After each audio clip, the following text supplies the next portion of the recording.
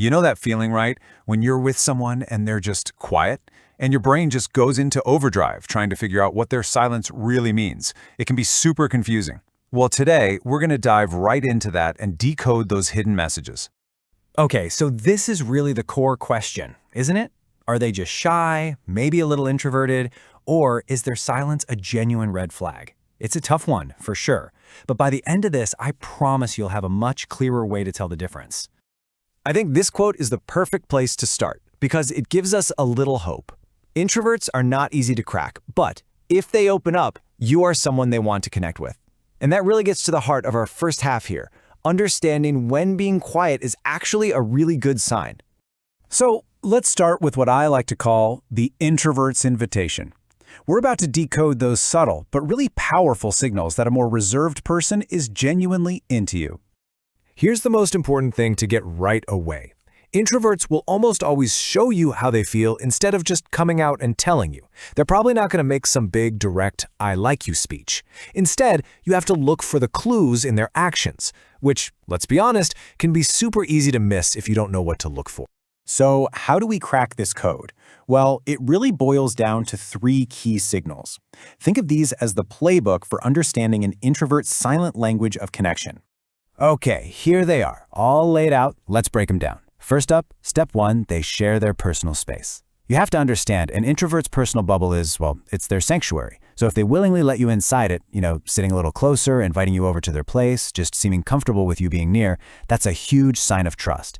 They are literally making room for you in their world. And that leads to step 2, they reveal their secrets. Now this is a whole other level. It's not just about sharing physical space, it's about their inner world. When an introvert shares something deeply personal with you, something they would never tell just anyone, it's like they're handing you a key to their private journal. It's this incredible act of vulnerability, and it's a crystal clear sign they want a real deep connection with you. Which brings us to our final signal, step 3, they give you honest feedback. Now this one can be tricky because it's so easy to mistake for criticism, but it's the total opposite. Think about it, an introvert isn't going to waste their precious social energy on someone they don't care about. So if they offer you genuine, constructive feedback, it means they are invested in you. They care enough about you and your well-being to be honest, and that is a true sign of respect. So you see how all those signs are about building something positive, about connection, but, and this is a really important but, not all quiet is connection. And this is where we need to completely shift gears. And that brings us to our next section, when silence is a warning. This is where we're going to get real about identifying the red flags when quiet isn't about being shy, but about something way more damaging. And hey, this part right here is for anyone who's ever felt confused or hurt or just small because of someone's silence. If that's you, I just want you to know that what you felt is completely valid, and understanding what's going on is the very first step to figuring out what to do next. So let's actually give it a name. It's called toxic silence. And look at this definition right here. It's when silence is used not for comfort or out of shyness, but as a tool for punishment, for manipulation, or for control. This isn't about someone needing their space, this is about someone using silence as a weapon. Okay, so this is the most important part. How in the world do you tell them apart? In this last section, light versus shadow, we're going to lay out a really clear way to tell the difference between these 2 totally different kinds of silence. This slide right here is everything.